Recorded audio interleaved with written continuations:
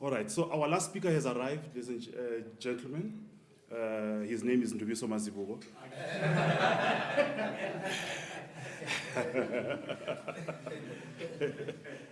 That's what you get for wearing two hats.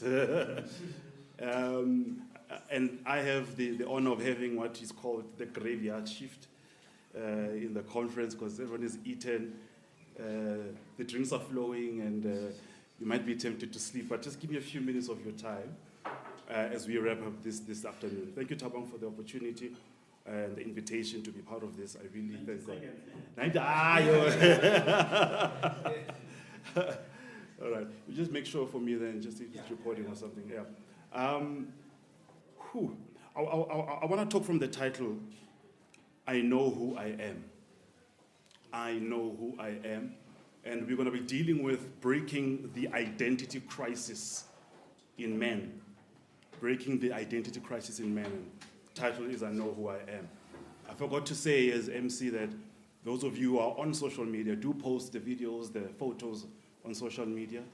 And please use the hashtag, The Gentleman's Room. Note the spelling of gentleman, it's an A there.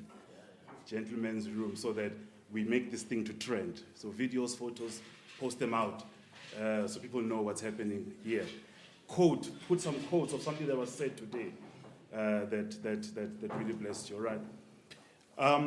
Allow me please to open with two scripture readings for us as men.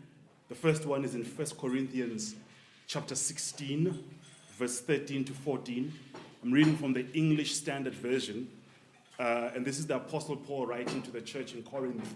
And it says, be watchful, stand firm in the faith, act like men, be strong. Verse 14, let all that you do be done in love. Second one I'm going to read is 1 Kings chapter 2, verse 1 to 2. The Bible says that, now, to give you context, King David that we know, who wrote the Psalms, he is on his deathbed, he's dying.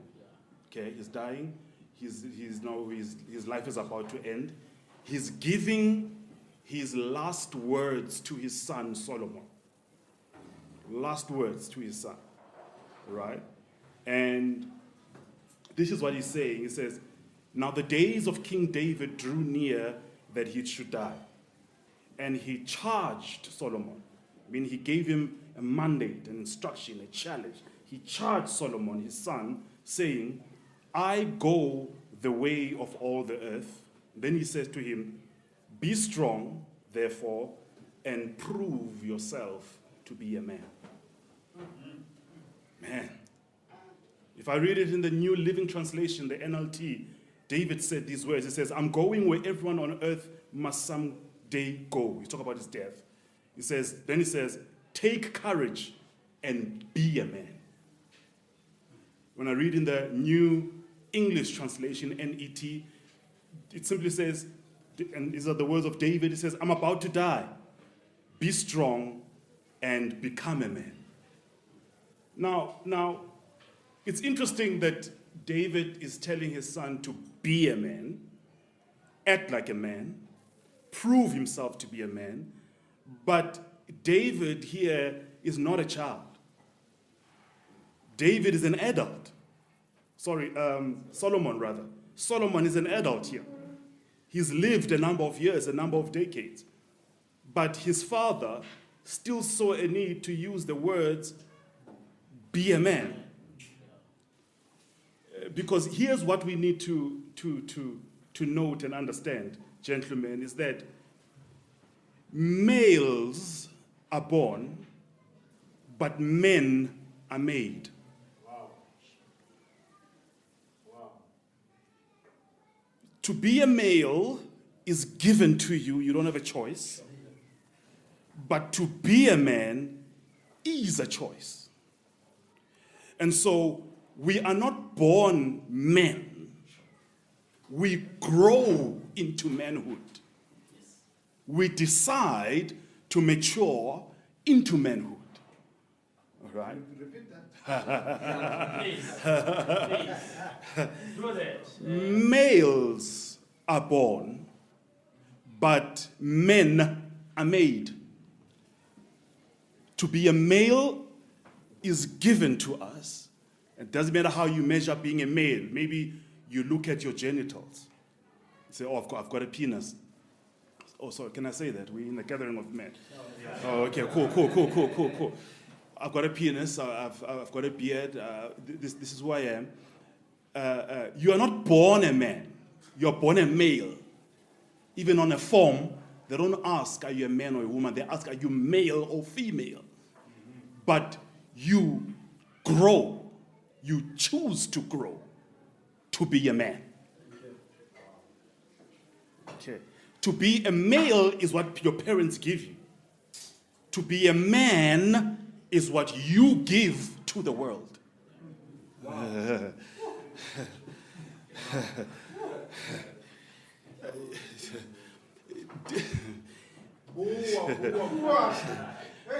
David, he's giving a charge. He's about to hand over the kingdom to his son to take over and be king. And he knew that you don't need a male on the throne. You need a man. Okay. You don't need a male leading a household. You need a man. It's males who have children or conceived babies and children. But it's men who raise them. And it's men who fight for them. You hear what I'm saying? To be a male, let me say it this way, to be a man is not a title. It doesn't come with age.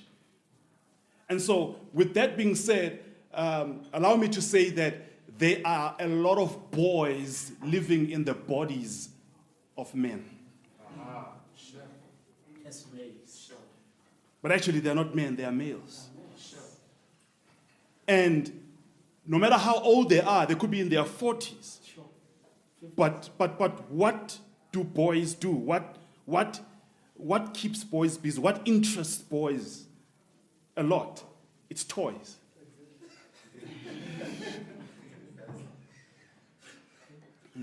So that's why you have 40-year-old, 50-year-old, 60-year-old who are still playing. And the older you grow, you still have toys if you're still a boy, but it's just that you've got a beard and, and all of that. But you're still a boy. You still look for toys to play with. It's just that our toys change.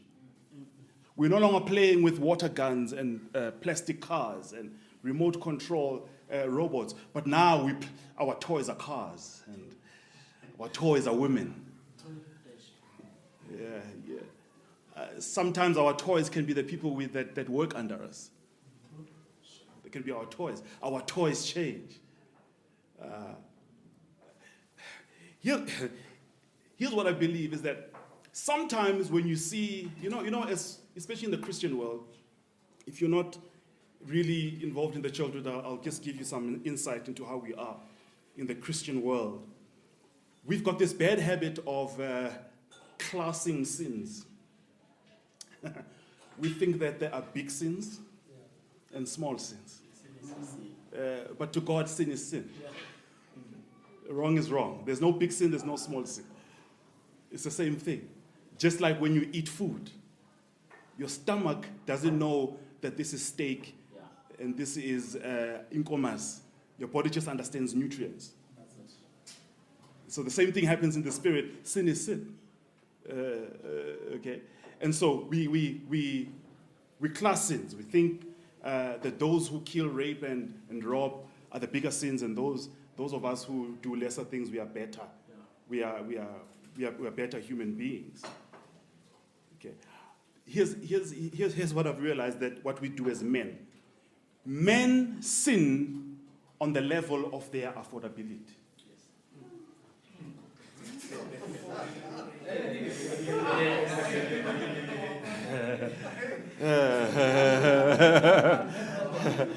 I don't know. Is this too real for us? We sin on the level of our affordability. Sometimes it's not that you're a womanizer. It's not that you are not a womanizer. You are faithful guy. But let us give you money. Character is not tested when you are poor only. Character is also tested when you've got a lot of money. Because now you've got access. You've got power. You've got influence. Now there's attraction. So now you can afford to sin on certain levels. So when I see a man struggling in one area of life, I don't judge him. Because I don't do it. Maybe it's just because I can't afford to sin on that level. And maybe if also I had his bank account, I'd be messing up the same way. And even worse. Okay. Can I read one scripture again? In Matthew chapter 13, in verse 24 to 28, and this is Jesus giving a parable, and it's a parable known as the parable of the wheat and the tare. I'll explain it now. In verse 24, Matthew 13, the Bible says, "Another parable he put forth to them, saying, the kingdom of heaven is like a man who sowed good seed in his field."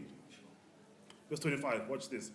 "But while men slept, his enemy came and sowed tares among the wheat and went his way.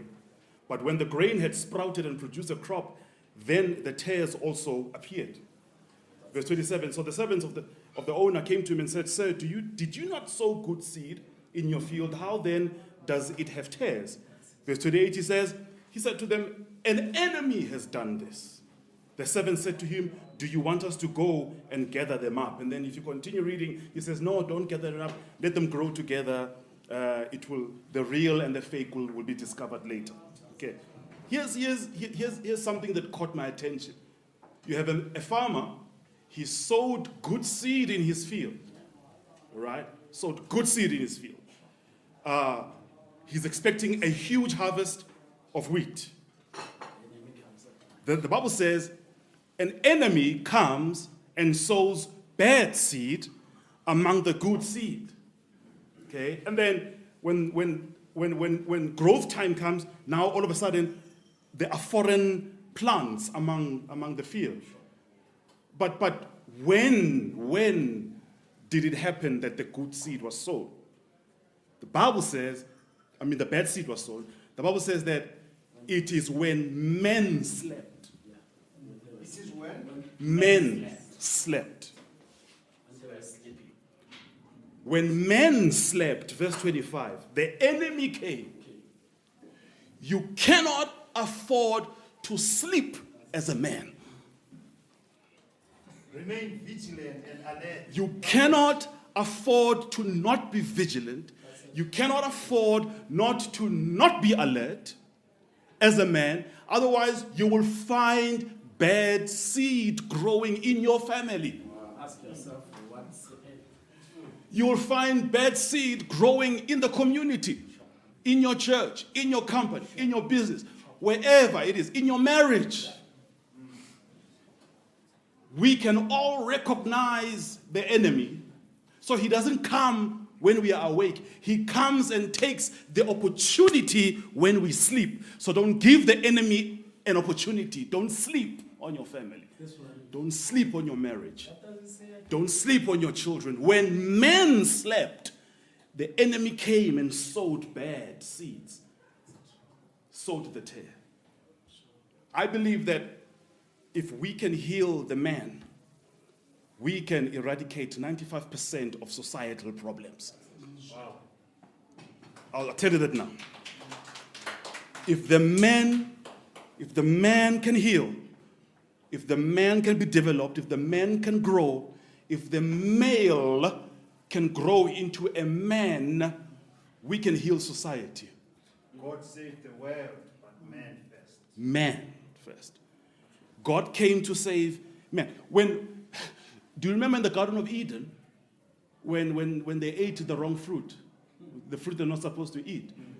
God gave the instruction, right?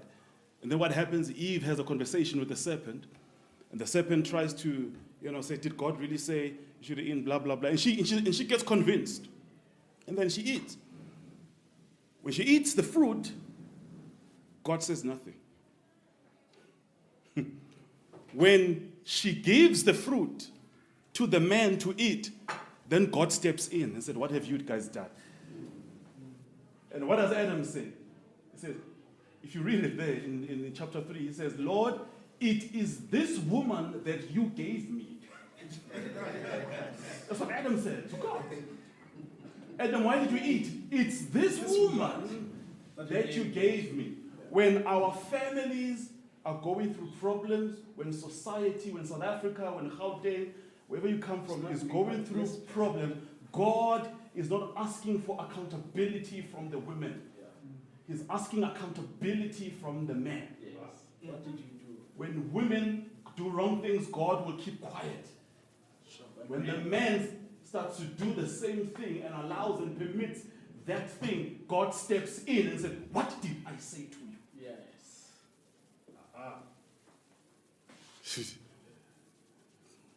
Don't blame your wife. Don't blame your wife. We're in financial problems. She's shopping too much. She just swipes the card.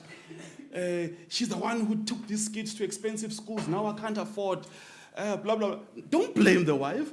Where were you? You were sleepy. Yes. You were sleepy. When the children are misbehaving, where were you? Sleeping. Reading the newspaper. That's it. At the tavern. Sleepy. Out with the gents. That's it. Sleepy. Distressing. That's it. Not in the home. Sleepy. When you are away, the enemy comes in and sows bad seed. Hoping bodies. Who's watching your family when you are away, when you are sleeping? No one. Can we be realists, man? Can we talk this afternoon? Can we talk this afternoon? So let me give you a bit of my story. And then I want to close off this, this presentation.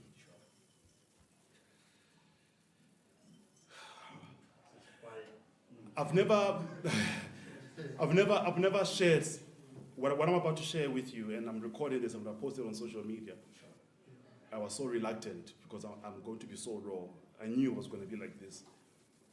I've never shared this publicly. I've never actually uttered it publicly, although some people know. I'm alive. You are alive. Stop. No, continue. If I need you to pause, I'll tell you. I'll tell you who I am. So, in 2000, firstly, I'm born of pastors. My parents are pastors, both of them. I come from a family that's just ministry orientated. My siblings are all musicians, sing, play multiple instruments, and all of them. We're just that kind of family that, yeah. In 2008, I got ordained as a pastor. I was 23 years old. I was ordained as a pastor. 23 years old, 2008. I took on major responsibility because of my role. At that time, I was in the Free State. I was ministering under a particular church there, leading youth ministries and campus ministries at the University of the Free State and Central University of Technology. Ministries that thrived and grew tremendously during that time. But besides that, which was heavy work by its own, in total, when I counted, in that particular church, I was in 10 departments, participating in 10 departments, and I was leading 4 of them. Okay. The next year, in 2009, I got married. I was 24 years old. And she was 23 years old. And we continued there. I lived in a constant state in a baseline of exhaustion. On Sundays, I had 4 services to attend. During the week, I had to participate and give time to all of these things. Yeah. And I was working full time in the ministry and given my whole life. If I say I've given my whole life to the ministry, I mean I've given my whole life. No, of course. All right. In 2012, I think, our first son is born, Ndumiso Jr. In the midst of all that. So this year he turned 10 this year, What? doing grade 4. Really proud of him. And I'm saying to you, I lived in a constant state of supplying needs and serving needs of people. Perpetually, it was a baseline of my life. Constantly exhausted, not a day without exhaustion. Were you looking at yourself? Wasn't looking after myself, and there was just too much to do. The demands were too many. And here I was with a young family. I've married very young. And I don't have my youth. I am expected to be an adult because I've got 60-year-old, 50-year-old people calling me pastor. And you had to be a man. I had to be a man. They're looking for guidance. People married for 30 years looking for counsel, looking for prayers. Just lived. All right. In 2013, my health took a dip. Yeah. So this is my back. My back just snapped. My lower back, I had 2 discs that snapped out of place. They tried everything from physiotherapy, chiropractors, non-surgical procedures, until finally I had to undergo an operation. Sure. In 2013 for my back. In the same year, while that is happening, I get diagnosed with depression. Yes. I have depression. Then I'm under treatment of depression and all of that. Then, in the same year, I move my wife and my child. One child was, it was one child at the time.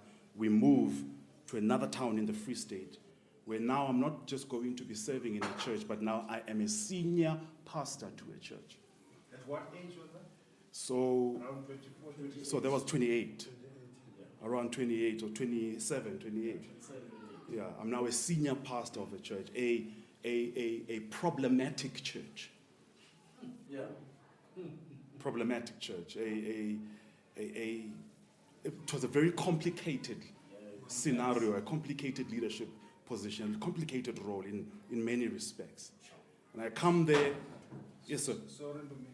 Go on. How did your wife take all these responsibilities, given the fact that you got married very young, yourself and him? Yeah. How did she really take on these responsibilities? Because I understand that when you are a pastor, Yeah. you are not just a pastor, but she's also, Yeah. have to support. Playing a big role. Yeah. A big role. Yeah. And sometimes, you get married to somebody like, we were talking earlier on, Yeah. that in terms of expectations and all that and aspirations, Yeah. she might never have thought that she would have to Never. play this Yeah. role. She So, might have known that, yes, she's getting married to a person like yeah. you, Yeah. but now when all the roles, and responsibilities Yeah. kind of, escalate, Yeah. how So, did she so, affect your marriage? yeah, kudos to her. Big ups to her. She handled it very well. We were both church boys and church girls. We met in the church. But she never wanted to marry a pastor. She always said that I tricked her. Because then after falling in love, then all of a sudden I decide to say to her, I'm called to be. Now she's stuck now. In love with a man and about to marry a man who's about to be ordained as a pastor. So she did quite well. Tremendously supportive, was very capable in her own right in ministry. She was also participating heavily in the ministry, so she did well. It was very heavy on us because I was more involved, and so my absence and my even emotional absence in the house was felt more by her, who was less involved than I. But the demands on my time were extremely high up, so she did feel the strain, but she handled it. She handled it very well, and I'll At this note- always respect her for that.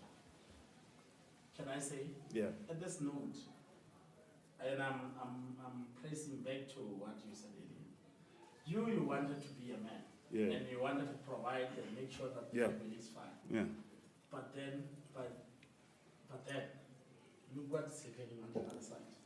Because that's the scale. Yeah. Yeah. Him is trying by all means to not be a man. He doesn't even see it. He's caught in his own Yeah. limelight. He's making sure that the communities and Yeah. that he's saving, they get the well-received Yeah. office services. Yeah. But look what is happening on the other side. Yeah. It helps to really get a proper person on the other side as well. Yeah. Yeah. But Let's not forget that. yeah, the ministry we were under did very well in marriage ministry, in taking care of marriages. They were very, very good at that. You know, they even personally mentored us in the marriage space. But what fell through the cracks in the same environment of great knowledge and wisdom, Yeah. what fell through the cracks was the high workload that never changed Of course, from your side. for me. Actually, it's not So the effect of that you gotta break down. cancelled out whatever else was being taught, you know. And, you know, but she did well. And the day I go, I uproot them, I take them to another town. There now we are senior pastors. All of a sudden, he said, Mamrut. Now I'm Mamrut. I'm Murut, I'm Ndati Murut. I've got people calling me father, I've got people calling me daddy. And they will go ahead. You know, and she got people now calling her mother. How old are we at that time? 27, 28.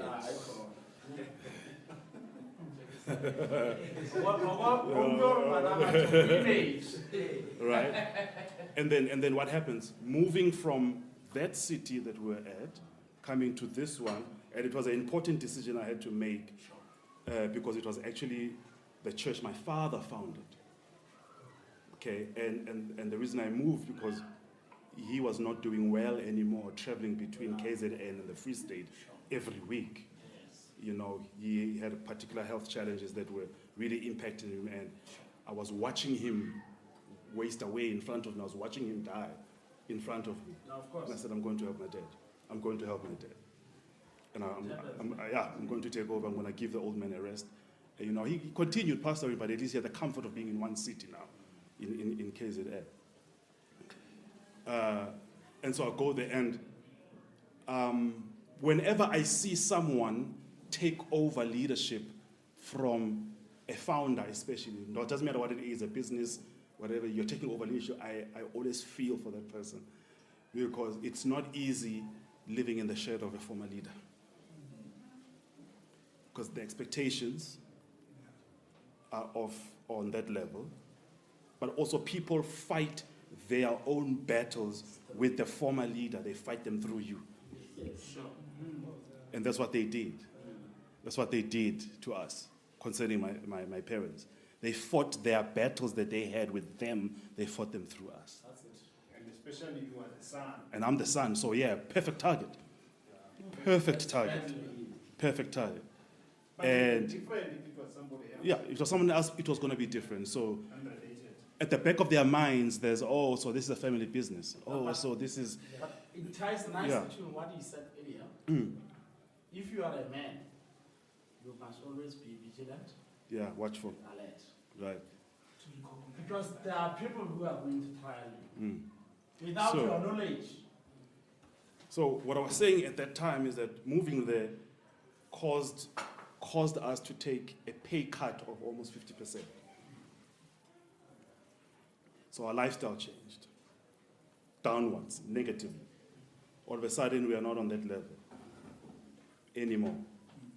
And the level of struggle that we were sometimes facing was crazy, was unspeakable. I've got, at that time now, second child just come. There's a boy, Uyatandwa comes. Which year was it? They are watching me online, they're going to crucify me for this. 2000 and he comes 2000 and yeah, that Boma 2000. He comes. Well, I know that he's 7 years old this year. Yeah, I think so. No, it's fine. Yeah. So he comes. I've got 2 boys now, taking care of them. I'm bringing a leadership model, a ministry model, from that is very global and urban in nature, and I'm bringing it to a place that cannot receive it. And then there begins the mismatch and the misunderstandings between me as a leader and me as a minister. I'm telling people to come to church on time, and I'm fighting them. They don't understand why. I'm telling people that church must have admin. They don't know why. Church must have an office, and they're fighting me for it. I'm challenging people to give more. They're fighting me for it. I'm challenging doctrine, and I'm teaching and preaching unorthodox and unconventional theology, and it's all true and biblical, but cannot be received. And this goes on. Financial struggle, strain in the home. This goes on. Ministry failure, ups and downs. We lose stuff in the ministry. This goes on for about 5 years.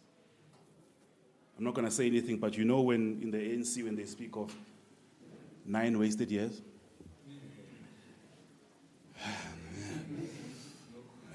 You didn't waste any year. Yeah, no comment. No comment. Finally, in about 2017, around there, 2017 or 18, around when I met Tabang at the time, moved the family from the Free State. I come to Joburg. And I come here to give my family a better life. Okay, and I don't regret that decision. It was the perfect decision at the time. Someone was speaking about sowing seed in a bad ground. That's what I was doing in the Free State. Yes. Sowing good seed in a bad ground. I was doing that. And I had to stop the wastage. Because I'm not getting younger, my kids are not getting younger, they're growing. And the needs are growing as well. In all of that, great decision to move, in all of that, what I neglected to see was the fractures and the damages that had taken place in my marriage.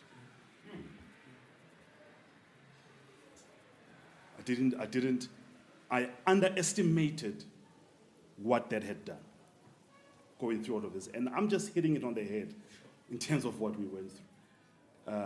But if I can just put it in one word, it was hell. Hell. My experience in the town was hell. Hell on earth. My family experienced hell. I know how it is to preach powerfully on Sunday morning. Preach power, deliver people, bless people, have them shake your hand. Yeah. Get into the car, drive, and on the way, we are busy strategizing what are we going to eat. What are we going to eat? And sometimes there was no plans. Sometimes there was bread. One day that I'll never forget is when the 2 boys were there, and now somehow, somehow my wife is pregnant with the 3rd, our daughter.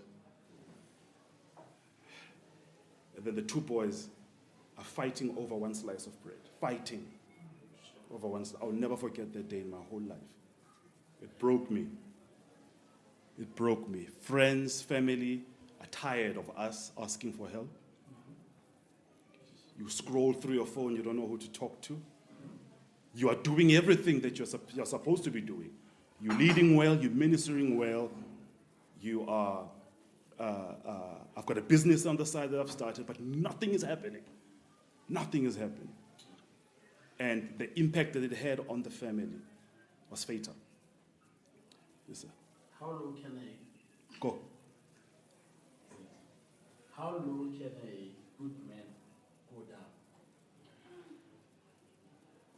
Me, I'm an engineer by profession. As Taban has said. But I always say, you see, the lowest point of this man, and Taban has explained earlier on, Yeah. you can never be unmatched. But you need to have faith, because no one will actually move you from ground zero to Yeah. level one. Yeah, you must have faith. You really need to have faith, and by that time you really need to have people who are surrounding you, who are going to help you. Else you're gonna fall out. That one I can tell you. Yeah. But I always ask, if a man is on the floor, how low can he go? Nowhere. He's there. Yeah. The only way that he can actually improve his life Next. is to sustain himself and go up. Response up. Yeah. But normally when such happens, a man shoots up like a rocket. Mm. If it happens. If it doesn't happen, the man remains on the flat. Next time we bury the man is... Yeah, yeah, yeah. It's unfortunately nature of how life is actually That's right. trained to be. That's right. I was just following his story. Thanks. So I'm here, brought the family to Gauteng now. We're doing things. Sajima Nabo Tabang, all of the Gubnandi. We're losing fat. He's killing our fat, Tabang, like he said. That's his job.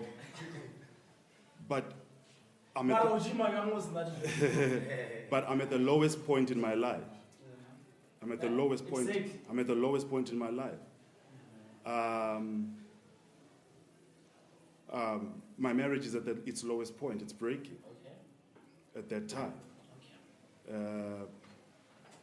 Okay.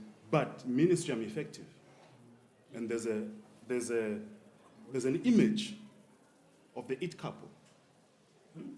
The it couple. There's an image. Couple goals. That's what we are. At that time, I'm on radio every week. On Saturday nights, I'm on radio. I'm teaching on relationships. But my marriage is breaking. Sunday morning, I'm teaching the Word of God on spiritual principles, but I'm broken spiritually. Fat Joe goes to Radio 2000, and the producer calls me to give motivation on Monday morning on his show. I'm motivating the nation, but I'm at my most demotivated.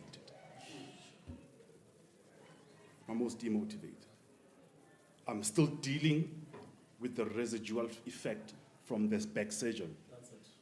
Daily, there's a certain level of pain. There were certain times, Tabang will remember, I wouldn't be able to come to class. My back is giving me problems, and so on and so on, because it will come up and go. I'm just going to fast forward the story. I knew halfway through the marriage, if you count the number of years we were there, I knew halfway through that marriage that I no longer wanted to be married. Okay. Yeah. I no longer wanted to be married. I no longer wanted to be in that marriage. I knew halfway through that marriage, I knew I no longer wanted to be married. Let that sink in for a while. How do you know? Let that sink in. I wanted to be there. It was not working. It wasn't working. I can't give details in terms of what were the causes. I'm respecting her, I'm respecting my family and her family, respecting the ministries involved, but it's not working. But I've got a ministry position, a ministry image. My identity is tied to this. Even in the work that I'm doing in marketing and in branding, I've got a certain kind of reputation, and I'm maintaining my roles, and that's what I'm waking up to do. My heart is not in it. My passion is not in it. Gym became my outlet. Yeah. You know, Skampona fela ke le sore today, I blew it.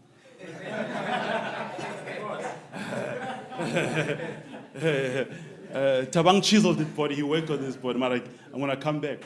But what now turned the tide negatively in my body as well was in 2020. And that's when I decided I'm getting a divorce. I'm fighting for divorce. 2020, COVID begins, the gyms are closed down. At that time, I'm at my most depressed. I'm depressed, okay? Depressed, and then what happens is I'm gaining, now gyms are closing down, marriage is dead, I'm gaining weight, and then when we finally separate, in 2021, is that last year?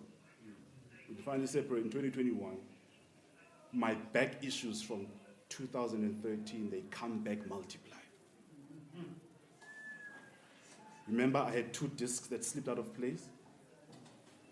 Now, in 2021, last year, from April until August, that's the whole of winter, I spent it lying horizontally in bed. That time, I'm separated.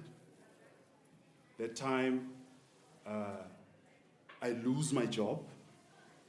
I can't go to work anymore. I still got kids. I'm still maintaining that household. I'm out, but I'm still maintaining that household. I'm still the breadwinner. I lose my job. I'm flat horizontal. Simple actions like the way you're sitting, I couldn't sit. To go to the bathroom was a problem. I'm in pain. I'm going to the doctors, in and out of hospital, and they say we need another surgery. And I finally accept. After some resistance and denial, I accept, okay, fine, I need to go for another surgery. But when we decide that, the 3rd wave of COVID hits, and theaters are shut down. And no surgeries are allowed, except those that are emergencies. And I'm taken back home. I sit there for more months, in pain, difficult to function, depressed. I've got anxiety. At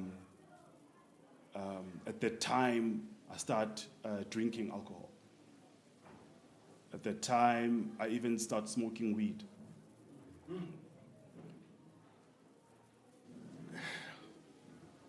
How mfundisi? Yeah.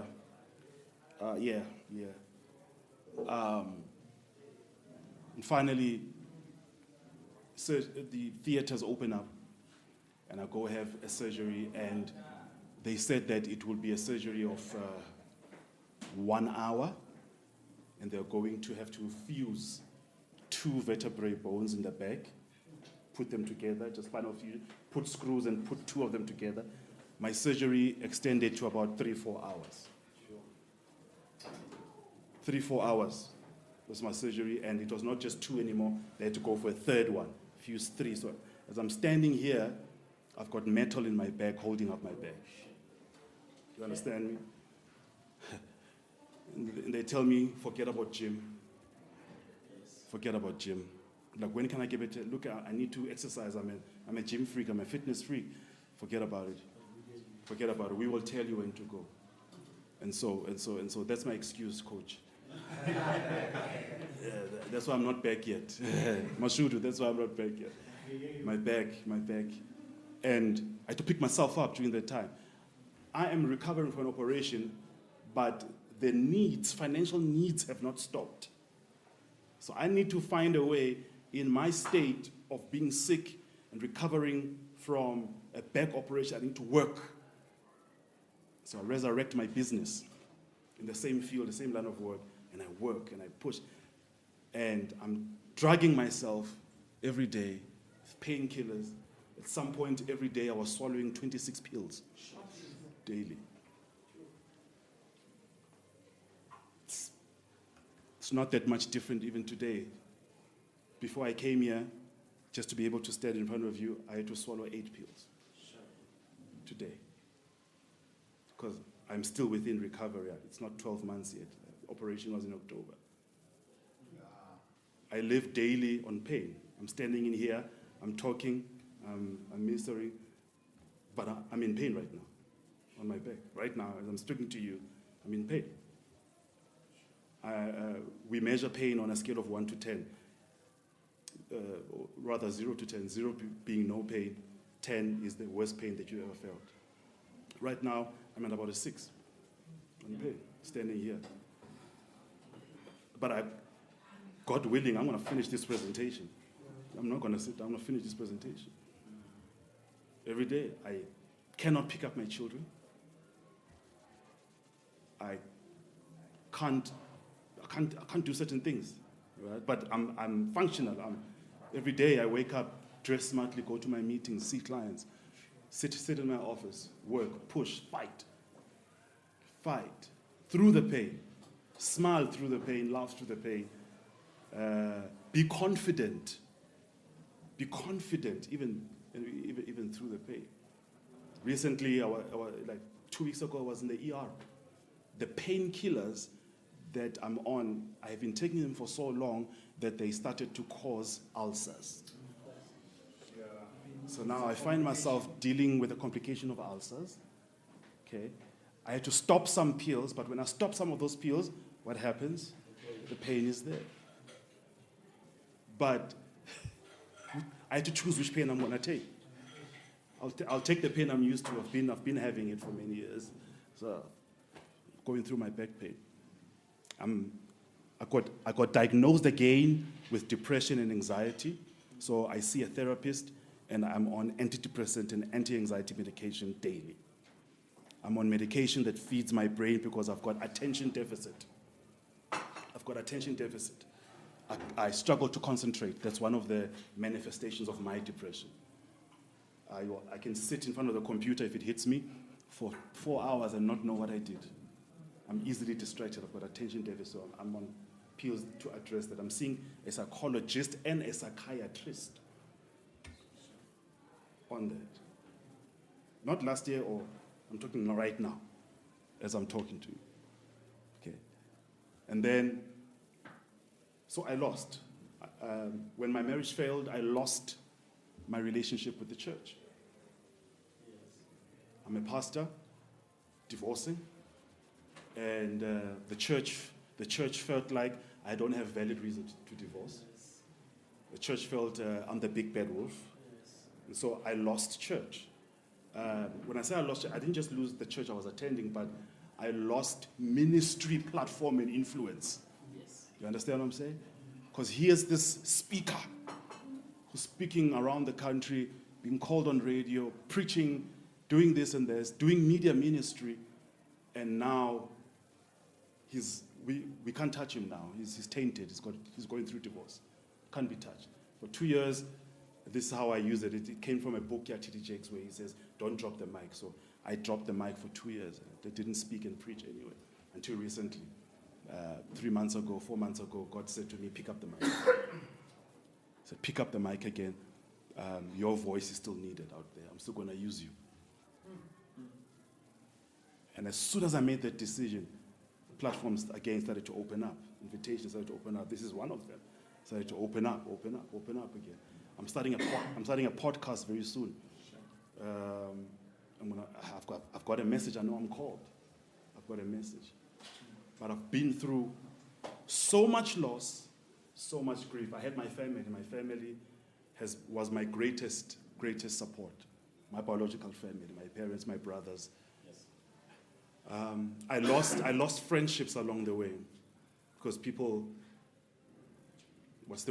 they disapproved of divorce in the church. In the church, you must stay in an unhappy marriage and suffer for Christ. It's a taboo. It's a taboo in the church. So I lost some relationships through direct rejection, but this is important. I also lost relationships because I pulled away.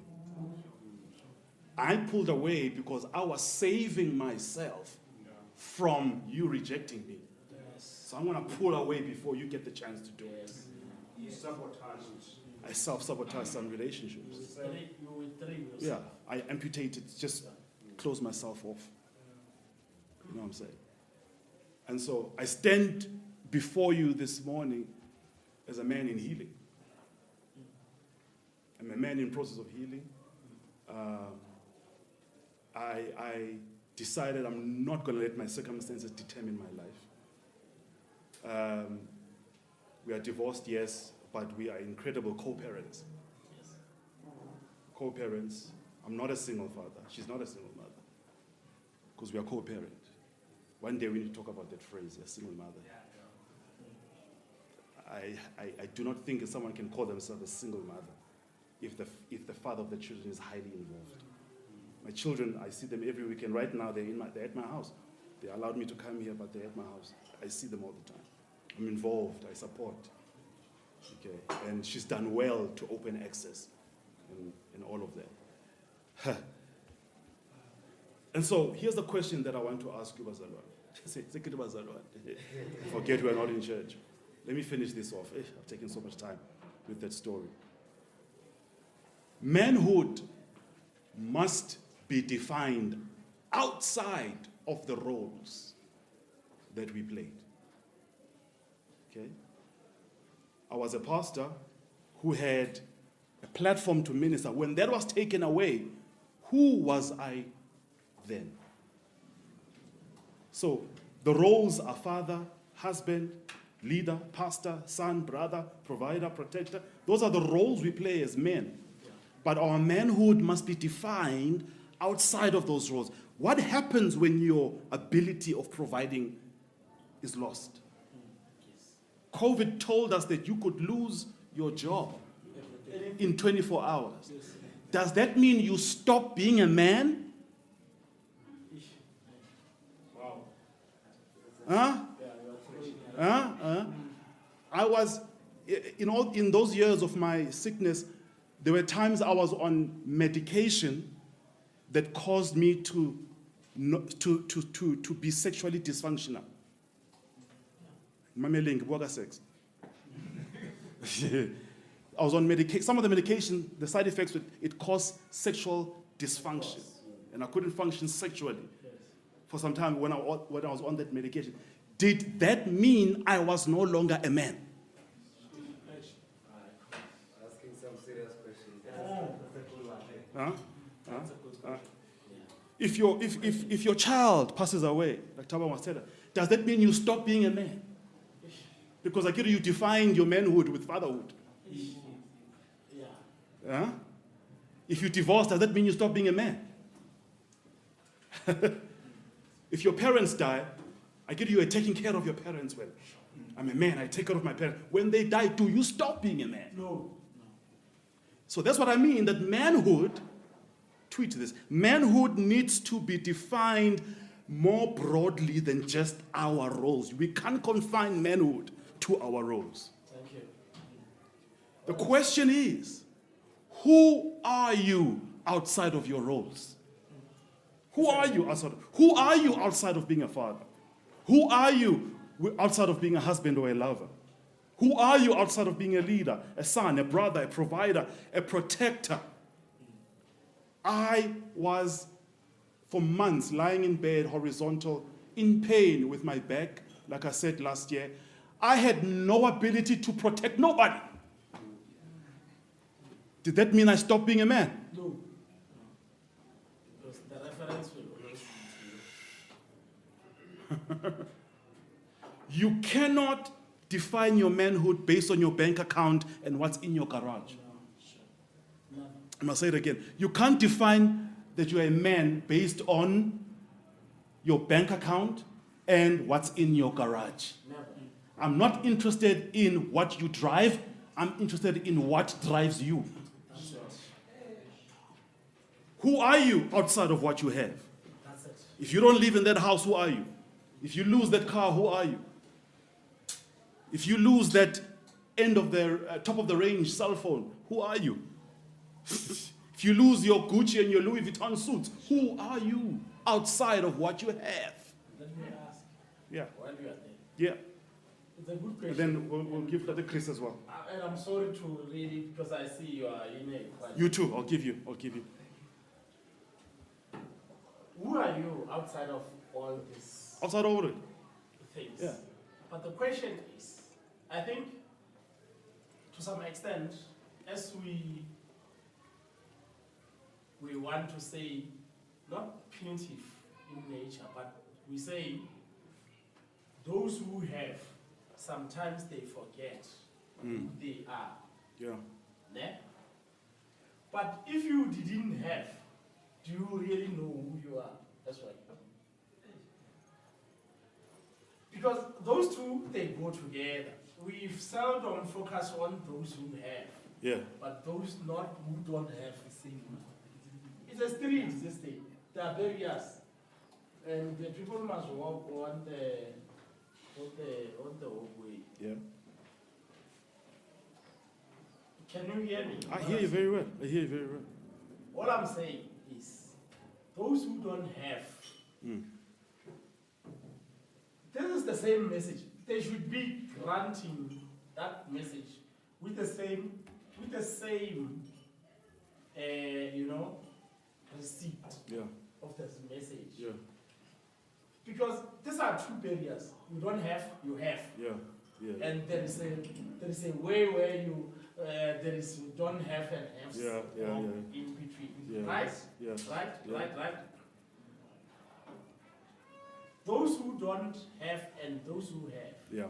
It's the same message Yeah. that we need to drive. Yeah. Those who don't have, Yeah. seldom or most often, they thrive through victimism. Yeah.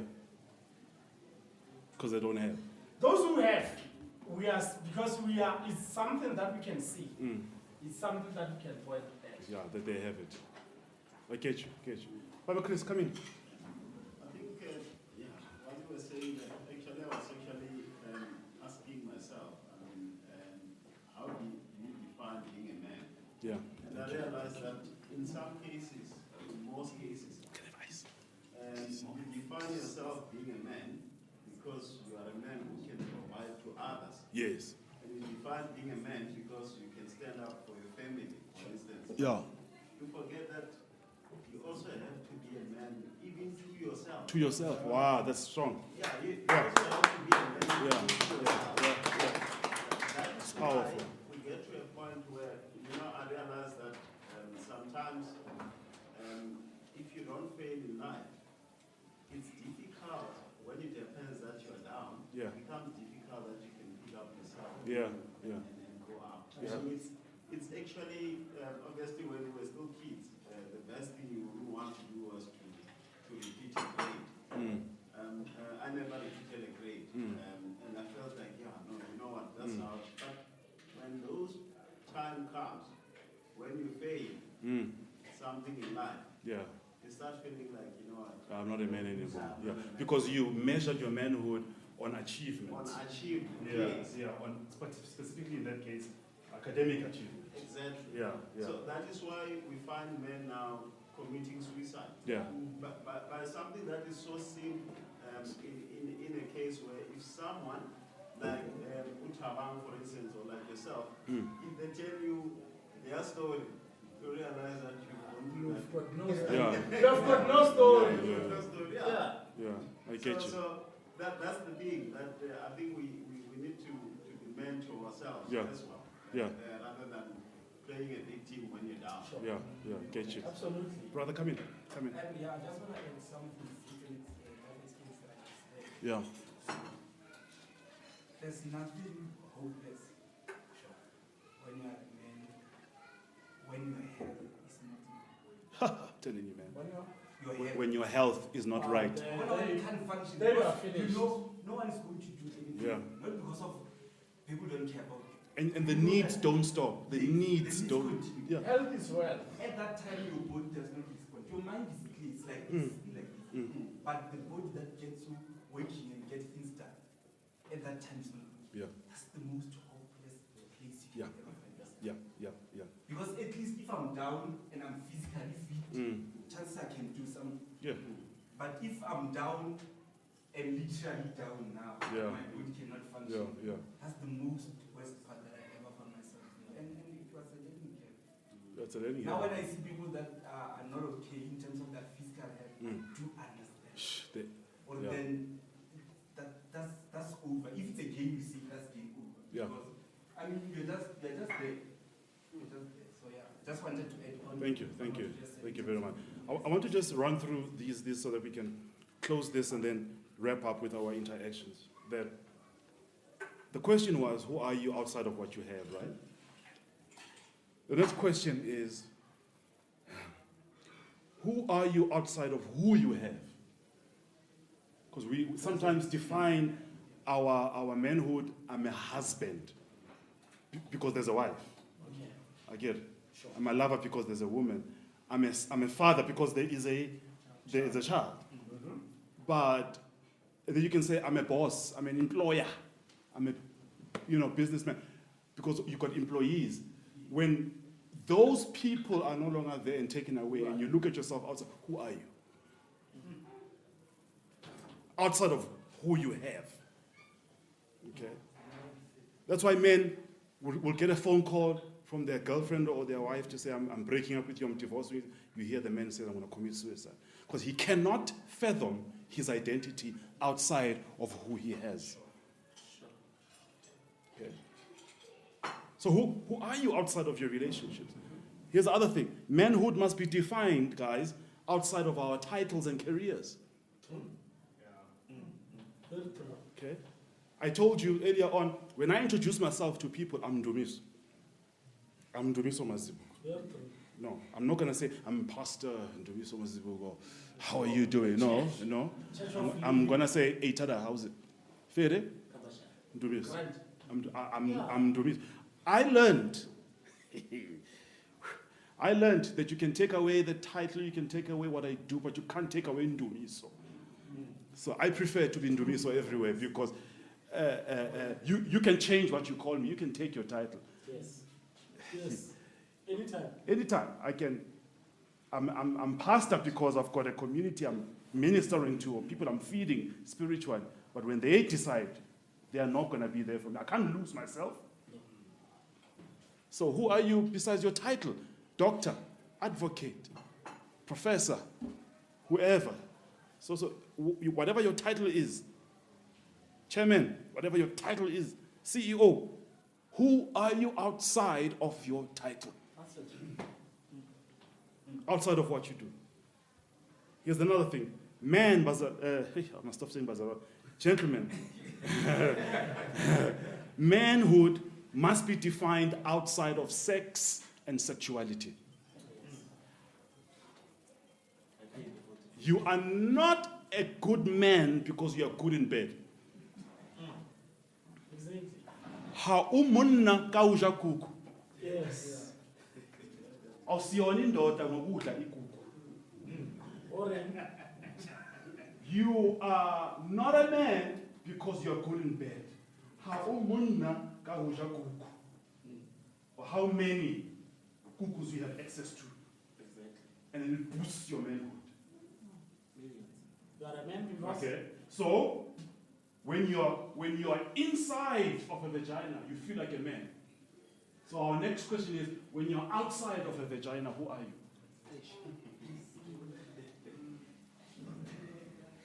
it's a question. It's a question. Ngicela amen ku gentleman's room. Amen.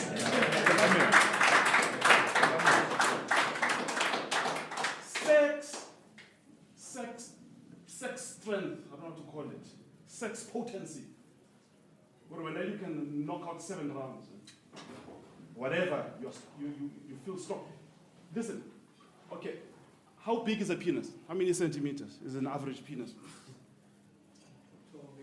Those who I think it's How many centimeters? 13 centimeters average. 13 centimeters average, right? we come from Limpopo. Yeah. How many centimeters? Limpopo, how many centimeters? How many? Okay.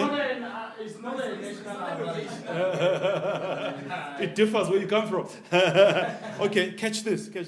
You cannot confine your life and your identity in 13 centimeters. You're belittling yourself. You're belittling yourself. Your sexuality, your ability to have sex cannot define who you are. Will you stop being a man if you lose your penis? Let's just talk. Will you stop being a man? No. It's not. The answer is a clear no. No, you'll stop if you never knew. If you never knew who you are, then you stop. My brother. For sure you can't stop being a man, but Yeah. wouldn't it like take away from the manhood? That's what we are talking about. What defines a man? That it shouldn't take away from your manhood. That's the point of what I'm saying. It shouldn't take away from your manhood the fact that you can't have sex anymore. It shouldn't. It will take away from it if you don't understand that. You will have to do work internally to regain your man, to learn that you are a man outside of that area. But it shouldn't. It shouldn't. All right. So, I want to say something. These things that we've mentioned, right? I'm closing. Help me close, Lord. I'm trying to close. Time is gone. Time is gone. These things that we've been talking about, they are all called identity symbols. Can we say identity symbols? Identity symbols. Let's say it again, identity symbols. Identity symbols. Your title, your bank account, the fact that you've got a woman, you've got children, your ability to protect, to provide, these are our identity symbols. They are like my ID card from Home Affairs. It proves to the next person that I am Dumiso Mazibu. I know I am Dumiso Mazibu. But someone wants to know, and for me to prove it who I am. It's a symbol of my identity. But if I lose it, if I lose that card, I don't stop being a man. I don't stop being Ndumiso Mazibuko. I want to say to you, whatever you've lost, whatever you're grieving, whatever has gone away in your life, don't allow it to steal away your manhood. When I lost my identity, I lost my voice. I was no longer influential. I was no longer confident enough. Because in my mind, I said, who wants to listen to a divorced pastor? In my head, I was like, who wants to be friends with a divorced pastor? Who's going to trust a divorced pastor? Mind you, I was holding marriage seminars. I was speaking at marriage conferences. Me. I was hosting them, some of them. I couldn't face those same people, my audience. I couldn't face them. But I realized that I am more than what I failed in. And I still believe in marriage. I still believe in family. My failure does not negate the validity of that institution called marriage. And I will get married again. And it will be successful. It will be successful. There are three things that that the enemy uses, Satan, that he uses against us as men, or just people generally. Three weapons he uses. He uses number one, a wrong and an undeveloped mindset. And then Romans chapter 12, verse 1 talks to us about that. It says, renew your mind. Yeah. So you have a wrong mindset, he uses against you. Number two, he uses deception. He lies to you. The Bible says he's the father of all lies. So don't listen to the internal lies that Satan tells you. Number three, he uses an identity crisis. This is what I'm talking about today. He uses an identity crisis. Loss of knowing who you are. If you don't know who you are, you don't have an anchor. You don't know who you are, you don't know where you're going. All right? My boys came to me. When I was going through divorce, my boys came to me. My two boys, they gave me they asked me the most difficult request that they've ever asked me as a father. They said, Daddy, please teach us to be men. 6 years old, one is 9 at the time, 8 years old at the time. Says, Daddy, teach us to be men. They're asking me to do that for them, and I am at my lowest. I don't feel like the man. I don't feel like a man at that time. And that humbled me greatly. That humbled me. And so during crisis and loss, we go through an identity crisis. I can't go through the various identity crises that are there because of time. But I'm going to close by saying this, guys. Don't wear your circumstances as your identity. Don't. You are going through it. You are not it. I'm going through failure. I am not a failure. Okay? I'm going through this disappointment. I am not a disappointment. I'm being rejected. I am not a rejected person. Don't put on your circumstances as your identity. Always remember who you are. That's all I have time for. I thank you for your time.